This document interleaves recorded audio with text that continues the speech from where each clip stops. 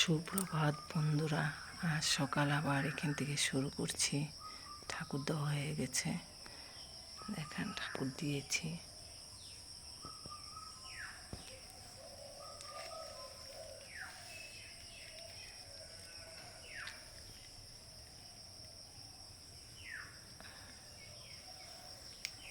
সোমবার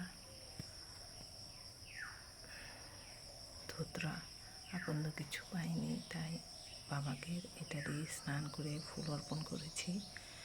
আর আপনারাও সবাই সোমবারে আশা করি সবাই একটা বেলপাতা বাবাকে দেবেন, বাবা খুশি হবে।